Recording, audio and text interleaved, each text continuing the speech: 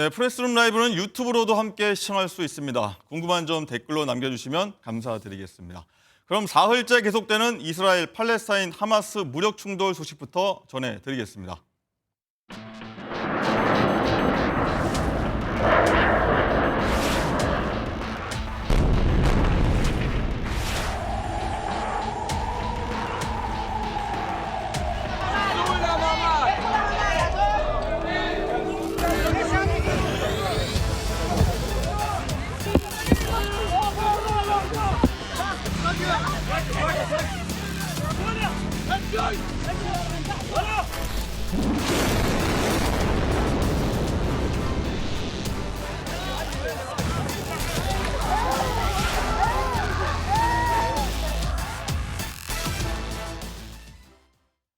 네, 현지 시간으로 지난 7일이죠. 팔레스타인 무장 정파인 하마스가 이스라엘 남부 지역을 기습 공격했습니다. 오늘 오후 궁금해선 전면전으로 치닫고 있는 하마스와 이스라엘의 무력 충돌에 대해 김수환 한국외대 중동 이슬람 전략 모듈 교수 모시고 이야기 나눠보겠습니다. 어서 오십시오. 네, 안녕하세요. 네, 우선 이 상황부터 짚어보겠습니다. 지금 이 충돌을요 두고선 전 세계에서는 이스라엘판 9.11라고도 보도를 하고 있는데요. 현장의 처참한 모습들이 SNS상에서 많이 유포되고 있는데 민간인들의 피해가 일단 엄청나다고 들었어요. 맞습니다. 이스라엘 측과 하마스 측 양쪽으로 민간인 피해가 굉장히 엄청난데요. 지금 오늘 한 1시간 정도 집계된 통계에 보면 양측의 사망자가 총 한 1,500명 넘는 걸로 집계가 되고요. 부상자는 뭐 한 6천여 명 넘게 부상을 당한 걸로 지금 통계가 나와 있고요. 아마 이런 사망자나 그 부상자들 통계가 수치가 점점 더 증가할 것으로 생각됩니다. 그렇죠. 좀 안타까운 일인데 네. 현재 하마스 측이 이제 150명가량을 인질로 잡고 있다 이런 얘기가 지금 나오고 있습니다. 어떤 의도로 이제 민간인을 좀 잡아서 위협하고 있다 이렇게 좀 해석을 해야 될까요? 네, 하마스가 이번 공격으로 인해서 외국인 포함한 이스라엘 유대인들 한 150명 납치해서 억류하고 있는 걸로 알려지고 있는데요. 아마 두 가지 측면에서 분석을 할 수가 있겠습니까? 첫 번째는 아무래도 인질을 잡고 있으면 지금 현재 그 인질들의 위치가 가자 지구 내에서 정확하게 파악되지 않고 있거든요. 그렇게 된다면 이스라엘 정규군에 대한 공격을 좀 저해시킬 수 있는, 막을 수 있는 어떤 방어용, 인간 방패용으로 사용할 수 있다는 첫 번째 목표가 있고요. 두 번째는 아무래도 또 인질 그 맞교환. 왜냐하면 지금 이스라엘 감옥에 죄수로 팔레스타인 죄수가 한 5,250명 정도 지금 감옥에 갇혀 있다고 해요. 네. 그래서 이전에도 2006년이나 2011년에 그 이스라엘 병사를 납치해서 또 팔레스타인 죄수와 함께 맞교환한 그런 사례가 이전 사례가 있거든요. 있군요. 네, 그래서 이번에도 아마 그 죄수들과 또 이 납치된 인질들을 서로 맞교환한 그런 목표가 있는 것 같습니다. 여러 가지 좀 해석이 있을 수 네. 있습니다. 그리고 대통령실에서도 긴급 안보 상황 점검에 좀 착수했는데 이스라엘에 거주하는 우리 교민들이나 우리 국민들의 피해는 현재까지는 없는 거죠. 네, 현재까지 우리 교민의 피해는 밝혀진 것은 없습니다. 네. 그렇지만 이제 상당히 위험한 상황일 수 있기 때문에 우리 외교부나 대통령실에서도 민감하게 그 상황을 보고받고 있고요. 예의주시하고 있고 이스라엘은 아무래도 여행 경보 제2.5단계 특별 여행주의보를 발령한 상태입니다. 하마스는 당연히 여행 금지 구역으로 지정을 해놨고요. 그렇기 때문에 제3국으로의 출국을 권유를 하고 있습니다. 그리고 필요시에는 우리 정부에서 이전 사례처럼 군수송기를 파견해서 우리 교민들을 긴급 대피, 수송할 그런 계획도 있는 것으로 알고 있습니다. 그렇군요. 이란 대통령은 하마스의 이스라엘 공격을 좀 지지한다고 선언을 했고요. 미국은 또 이스라엘을 돕기 위해 세계 최대 규모 항모 전단을 배치하면서 미국과 이란의 대리전 양상으로 번지는 거 아니냐 이런 우려가 나오고 있는데 미국과 이란은 여기서 또 왜 나오는 건가요? 그게 참 상당히 중동 문제에서 복잡한 것인데요. 네. 이번에 이스라엘 하마스 간의 공격으로 인한 것이 당사자들만의 공격이 아니라 미국 같은 경우는 대대적으로 예년부터 친이스라엘 정책을 펴왔어요. 중동 정책에 있어서. 그리고 이란 같은 경우는 하마스를 자금적으로 또 무기적으로 그동안 꾸준히 지원을 해왔거든요. 네. 그러다 보니까 이런 사태가 번지다 보니 미국은 아주 공개적으로 이스라엘을 지원한다. 그리고 탄약 등 무기도 또 지원을 하고 있고요. 오랜 관계죠. 그렇죠. 오랜 관계죠. 그런데 이제 하마스는 이란에서 시아파 이란이 또 이 이슬람의 순니파 정파이긴 하지만 그 하마스를 지원을 해주고 있거든요. 그러다 보니까 미국과 또 이란의 대리전 양상으로 확산되는 것이 아니냐라는 우려가 있기는 하지만 사실 그렇게 되기에는 미국과 이란에게 서로에게 부담이 돼요. 왜냐하면 미국은 내년 11월 대선이 있거든요. 그렇죠. 그래서 이러한 복잡한 상황이 얽히는 것을 바이든 행정부는 굉장히 꺼려하고 있어요. 그래서 미국인 인질이 잡혀 있기 때문에 사망자가 있기 때문에 또 이것에 대해서 가만히 있을 수는 없는 상황이기 때문에 뭐 항모도 전진 배치하고 네. 또 이제 전투기 부대도 증강 배치를 하지만 이것이 이란과의 대리전으로 확전될 그런 가능성은 그렇게 높지 않다라고 판단합니다. 그렇군요. 또 이스라엘이 자랑하는 이 방어 시스템이죠. 아이언돔이라고 하는 게 있는데 이번 하마스 공격에선 이게 왜 이렇게 속수무책으로 뚫렸냐 이런 얘기도 나오고 있습니다. 이것이 바로 충격이었죠. 아마 네. 이스라엘 당국도 굉장히 미국도 그렇고 충격이었을 거예요. 왜냐하면 이 이스라엘이 자랑하는 아이언돔이 그 최첨단 적어도 방어 시스템이에요. 수십억 달러 들여가지고 배치를 했거든요. 그런데 이 아이언돔 그 포대가 2021년 기준으로 이스라엘 내에 10개 포대가 배치가 돼 있어요. 네. 근데 한 개 포대에서 동시로 요격 미사일을 발사할 수 있는 게 80발이에요. 네. 그러면 10곳이니까 동시에 800발만 최대 발사할 수 있는 거죠. 그런데 이번에 하마스에서 공격 온 로켓 그 발사 수가 4,400여 발이에요. 4,400여 발.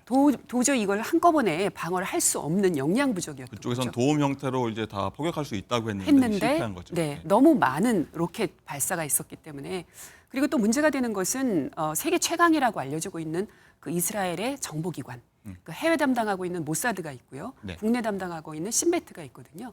이들조차도 사실 이 하마스의 공격을 사전에 예측하지 못했어요. 이것이 정보의 어떤 부재다, 안보의 참패다, 뭐 이런 얘기까지 나오고 있는 것이죠. 뭐 하마스 쪽에서 뭐 교란했다. 이스라엘 네. 정보 당국 교란 2년에 걸쳐서 교란했다. 이런 얘기들도 많이 그런 나오고 얘기도 있더라고요. 있고요. 가자 지구에 대해서 이스라엘이 사실 굉장히 전자 도감청 시스템을 설치해 놨고 그리고 촘촘한 어떤 정보망을 구축해 놨어요. 그런데 하마스가 이러한 어떤 이스라엘의 그 인적 정보만도 다 파악하고 있었고 그리고 이러한 미리 사전에 그 정보 역량도 파악을 하고 있었다. 준비하고 네. 있었다라는 거죠. 그렇군요. 지금까지 뭐 상황을 보면 유엔 안보리도 좀 긴급히 소집됐고요. 뭐 어떤 조치가 나왔는지 좀 궁금하거든요. 네, 지난 8일에 그 유엔 비상임 안보리 회의가 즉각 소집됐죠. 우리 한국도 사실은 내년에 안보리 비상임 이사국으로 진출하기 때문에 거기 업저버 자격으로 이제 참여를 했는데요. 네. 15개 국가가 모여서 이 하마스의 이스라엘 공격에 대해서 비난의 목소리를 냈습니다. 그렇지만 이제 전 15개 국가가 다 100% 비난한 건 아니라고 알려지고 네. 있어요. 하지만 논의가 됐고 민간인 희생에 대해서는 많은 우려를 자아냈는데 결정적으로 성명문 채택이라든지 이런 즉각적인 조치는 없었어요. 네. 그렇군요. 지금까지 현재 상황 짚어봤고요. 사실 가장 궁금한 게 도대체 하마스가 어떤 조직이냐 이런 건데 알기 쉽게 설명 좀 부탁드리겠습니다. 네, 하마스가 1980년대 처음에는 정파가 아니었어요. 네. 그냥 무장 조직이었거든요. 무장 조직. 근데 이제 이스라엘 보시면은 동쪽의 서한 지구와 서쪽의 가자 지구라고 해서 이스라엘 내 팔레스타인 아랍 사람들이 모여 사는 곳이 있어요. 네. 사실 이스라엘이 거기 너희들 여기 지역에만 모여 살아라고 이렇게 지정해 놓은 건데 이스라엘 안에 섬처럼 안에서. 돼 있는 곳이죠. 그렇죠. 근데 그 중에 이제 가자 지구에 하마스 이 조직이 무장 조직 활동을 하다가 2006년 선거에서 파타하당이라고 팔레스타인 자치정부를 누르고 압승을 하고 이 정당으로서 자리매김을 합니다. 선출이 됩니다. 그때부터 이 가자 지구를 이 하마스 무장 정파가 실효적으로 통치를 하고 지배를 하기 시작한 거죠. 그렇군요. 지금 이스라엘이 전면적으로 이제 포위를 선언한 곳이 가자지구라고 합니다. 지금 국제뉴스 해당 지역 뉴스 보면 항상 가자지구 얘기 항상 많이 나오거든요. 네. 이 부분에 대해서 한번 설명 좀 해주시죠. 가자 지구가 말씀드린 대로 1948년에 이스라엘이 현재 이스라엘 땅에 건국을 발표를 합니다. 그런데 그때 당시 그 안에 살고 있었던 아랍 사람들이 있었어요. 그 사람들이 바로 팔레스타인 사람들입니다. 네. 그런데 이스라엘이 건국을 하고 전 세계 유대인들이 이스라엘 땅에 몰려 들어오니 이 팔레스타인 아랍 사람들이 난민이 된 거예요. 하루아침에. 네. 살던 집에서 쫓겨나고 주변 아랍국들로 피신을 하게 되는데 이때 이스라엘이 그렇다면 너네 이곳에 살아. 그러니까 거주 지역을 제한한 거예요. 네. 그것이 바로 요르단 동쪽의 서한 지구 그리고 지금의 가자 지구 두 곳으로 이 팔레스타인 사람들 거주지를 지정을 해놓은 거죠. 그렇죠. 네. 알겠습니다. 그리고 이제 가자 지구는 그 중에 이집트 쪽에 있는 그 지역인데요. 가자 지구에서 하마스가 아무래도 무장 정파로 굉장히 이스라엘의 대척점에 서서 강경하게 서로 공격하고 하다 보니 갈등을 빚다 보니 네. 이 이스라엘이 그 가자 지구를 삥 둘러서 한 65km 되는 경계선에 높이 61km, 길이 61km, 높이 6m의 분리 장벽을 세워놓습니다. 예. 높은 장벽을 세워놓고 거기서 7포인트를 지정해 놓고 그 가자 지구의 팔레스타인 사람들이 들고 나고 할 때 그 7포인트에만 체크 포인트에서만 그 허가를 받고 들고 날 수 있도록 출입을 할수 만드는 있다. 거죠. 예. 네. 그렇군요. 또 이 하마스의 공격 작전면이 이번에 알 아크사의 홍수라고 하던데 이건 또 어떤 뜻인가요? 알 악사의 홍수 명명한 배경은요. 금년 4월에 이슬람에서는 무슬림들이 즉 이슬람을 믿는 신도들인 무슬림들이 지켜야 할 5대 의무가 있어요. 그 중에 하나가 금식입니다. 그것을 라마단 달이라고 하는데요. 저희가 많이 듣는 네, 라마단이군요. 그때 한 달 동안 금식을 하죠. 근데 이거 굉장히 성월이에요. 성스러운 달인데 이때 4월 금년엔 4월이었어요. 근데 알 악사 사원이라고 예루살렘에 있는 알 악사 사원이 이슬람의 3대 성지예요. 이슬람 메카 메디나 다음에 알 악사 사원이 3대 성지인데 네. 그곳에서 무슬림들이 라마단 기간 동안에 금식하면서 예배를 드리고 있었어요. 그러니까 이슬람 사원이죠. 그런데 이스라엘 경찰들이 난입해서 기도드리던 예배하던 무슬림들을 폭력하고 그냥 폭력으로 진압했던 사건이 있었습니다. 네. 그래서 이번 하마스의 공격은 그 알 악사 사원에 대한 어떤 반응이다. 우리가 거기에 대해 적대 행위를 좀 몰아내고자 이렇게 명명했다라고 발표한 바 있습니다. 그렇군요.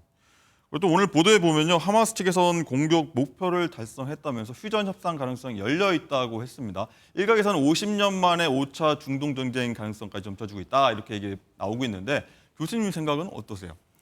이것이 정말 중동 지역 내로 확전되거나 아니면 이란과 미국 등의 대리전으로 확장되면 정말 큰 일이 벌어집니다. 그렇기 때문에 앞서 말씀드린 대로 미국이나 이란도 이런 국제전으로 대리전으로 확산하는 것은 굉장히 부담을 느끼고 있어요. 그리고 중동 내에서도 확전되는 것도 주변 아랍 국가들이 이미 이스라엘과 2020년 아브라함 협정이라는 그 협정을 체결해서 네. 이스라엘과 어떤 외교 관계를 수립을 하거든요. 그래서 중동 지역 내에서도 다른 여타 아랍국들이 이번 사건을 계기로 이스라엘에 대항해서 전쟁을 일으킬 확전될 가능성은 낮아 보이고요. 또 국제전으로 미국과 이란이 공식적으로 대대적으로 국제전을 치를 가능성도 그리 커 보이지는 않습니다. 확전되지 않기를 바라면서요. 네. 또 그동안 주춤했던 국제 유가가 이번 충돌로 인해서 4% 넘게 급등하는 모양새도 보였는데요. 여러 여파가 좀 있습니다. 그리고 방금 열린 국무회의에서 윤 대통령이 분쟁 상황과 관련해서 발언을 했는데요. 어떤 내용인지 들어보고 오겠습니다. 지난 토요일 팔레스타인 무장단체 하마스의 이스라엘에 대한 수천 발 로켓 공격이 지금 전면전으로 치닫고 있습니다. 이란과 헤즈볼라가 하마스를 지지하고 미국을 비롯한 영국, 프랑스, 독일 등이 이스라엘의 자위권을 지지하고 나서면서 이번 사태가 국제 분쟁으로 확대될 가능성도 배제하지 못합니다. 중동 지역의 무력 분쟁과 전쟁은 국제 유가 상승을 불러오고 비용 상승 인플레이션으로 우리 국민들의 물가 부담을 가중시켜 왔습니다. 결국 고물가와 이자 부담 증가는 국민들의 실질 소득 감소 효과를 가져오고 경기 회복세에도 부정적인 영향을 줄 것입니다. 우리 경제는 세계에서 대외 의존도가 가장 높습니다. 정부는 긴장의 끈을 놓지 않고 대외 불안정 요인에 긴밀히 대응하고 민생 어려움이 가중되지 않도록 전력을 다해야 합니다. 네, 이 교수님 말씀하셨지만 장기전이나 확정 가능성은 없어 보인다라고 좀 낮아 보이는 거죠. 낮아 보인다고 네. 하셨는데 혹시 우리나라에 미칠 영향은 좀 있을까요? 어떤 면이 있을까요? 지금 현재 우리나라에 특별히 직접적으로 미칠 영향은 적은 것 같고요. 우리나라에 미칠 영향이라면 아무래도 중동의 유가, 중동 이런 상황으로 인한 유가 급등이 되겠는데요. 아마 이번 하마스 공격으로 인해서 유가가 이미 급등을 했고요. 4% 정도. 유가가 단기적으로 급등할 수 있는 거는 그런 상황은 불가피할 것 같습니다. 네. 하지만 이것이 장기적으로 유가 급등이나 유가 상승의 요인으로는 좀 작용하는 것이 제한적이지 않을까. 왜냐하면 이스라엘이나 팔레스타인이나 석유를 생산하는 산유국은 아니거든요. 그리고 이런 사태가 중동 지역의 어떤 확전이 되지 않는 한 아마 우리나라의 그런 유가 급등이나 상승으로 인해서 우리나라 경제나 사회에 미칠 영향은 그렇게 커 보이지는 않습니다. 네, 그러길 바라보겠고요. 갑작스럽게 발생한 무력 충돌에 우리나라는 물론 전 세계가 긴장하고 있는데요. 저희가 계속해서 소식 전달해 드리겠습니다. 김 교수님 오늘 말씀 감사합니다.